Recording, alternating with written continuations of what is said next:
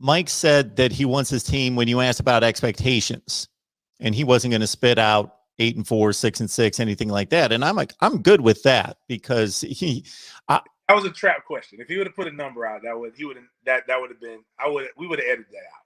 I wouldn't let that hit. Well, I just think that there's something reasonable to. There's a Florida State standard. The standard's to win every game. The standard's to win championships. But in the back of his mind and the rest of us, to be reasonable, can this team do that? Probably not. He talked about being fast, smart, and tough.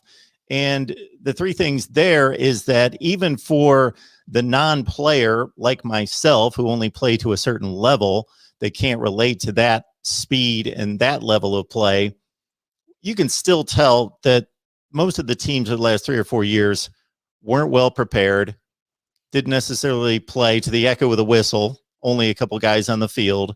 Some of those things are things that a knowledgeable football fan, or obviously somebody that's played like you, want to see, in addition to the W's have to come. But I like what he had to say about that. Right. How we've broken it down here with my NFL coverage, with the Jaguars being the primary team, is we call them meaningful games. So the Jaguars, even in 2017 when we had that amazing run, they're not a very good football team. And you can't expect them to draft Trevor Lawrence and be in Super Bowl contention. But what you can do is ask for reasonable, measurable outcomes.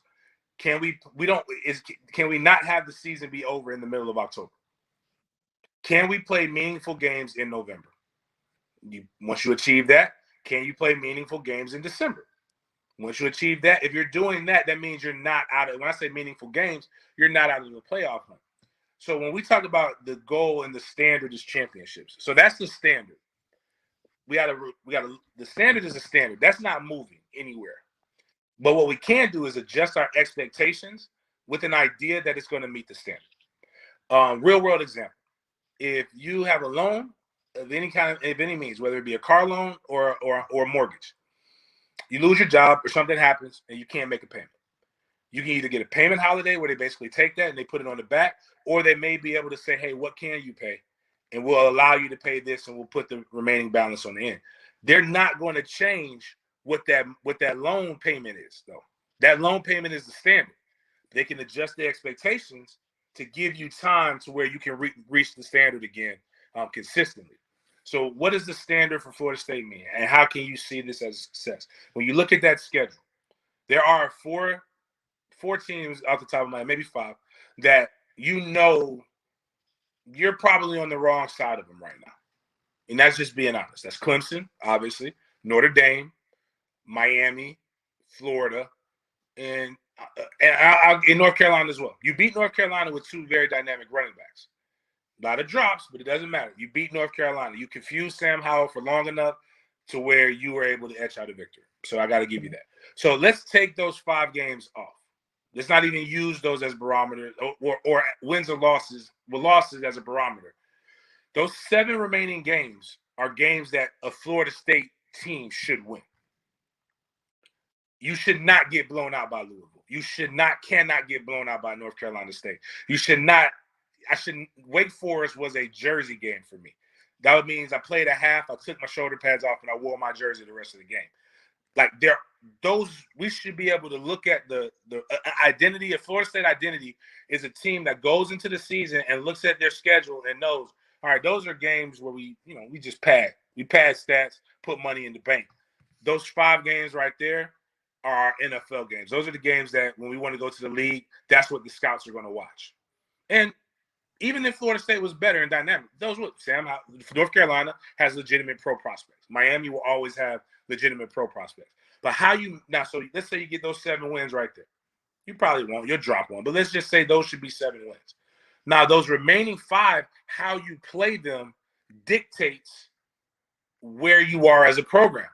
If you go out there and you get beat 63-0 by Clemson, man, we are still far, far away from getting close to that ACC championship. But even Clemson, they hot right now. I'll give you that. Clemson's what we were in our 15-year run. I can't get beat 63-0 by Miami. I can't get beat 63-0 by Florida. I gotta find a way to beat North Carolina, and I can't let Notre Dame come home and just absolutely destroy us. But even if we lost all 5 of those, if they're shootouts or they're close games, fans have something to be excited about. But not this BS that we did last year. So, like, saying that we were in it for a half or a quarter against Notre Dame, right? And you go back and you look at the plays, and I did this in a couple groups, and I put it inside the fifth quarter Discord.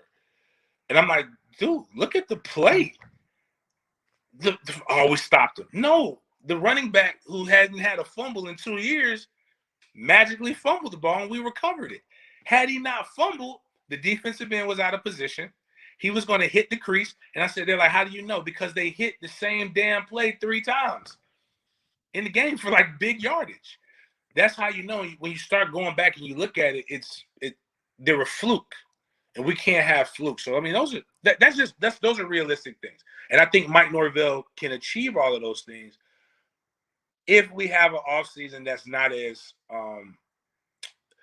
not as petty or with little BS lies and little bad things. Like, if you text everybody, just say you text everybody. Don't say you reached out to people individually. Words have meaning. And Mike know if you listen to my interview, understand Mike Norvell knows that words have meaning. Mike Norvell is a very intelligent coach. And, you can't have that. Obviously, COVID, I'm going to give him that. I shouldn't, but I'm going to give him that. But now you have a whole offseason, and you have got to, and this is what I actually appreciate by him, because there's a lot of fans who say I don't like Mike Norvell, and that's not the case at all. I actually have immense respect for him. What me liking Mike Norvell has nothing to do with Mike Norvell not doing his job or not. My job is to see Florida State be great. So I'm going to tell the truth. But Mike reached out to me. SID didn't. Sports Info didn't reach out to me. Mike DM'd me and said, hey, I want to come on your show. He didn't ask to be on a podcast. He asked to do the radio show live. So, like, that's it. That means that and each time, the last year's interview and this year's interview, Mike understands the standards and he understands the expectations. He does not need to be babied. He does not accept that. He does not want that. He understands the truth. He watches the film. He does all of those things. And me and Mike have talked since my interview. And some people say, even my own partner said, dang, James, how many times you going to remind a man he went 3-6? Say as many times as necessary. But he understood that that's the expectation is not to go 3-6. So fans, it's not about if you like Willie Taggart or you want to see the last administration go. It's not. It's that you don't like being 3-6, and there's no excuse to be that. So, I think those are the things that, that's just really, that's what I'm gathering from them. And like I tell people, I don't listen to 247's podcast. I don't listen to all these other people's podcasts. All I can go by is and how I was raised is I go by what a man said to me when me and that man talk. And if you listen to and if I were you, I would listen to this interview that we had, and that's what I would judge FSU's next season by. What Mike out of the mouth of Mike Norvell, not poke prodded, no voice altering, what he said on his own words.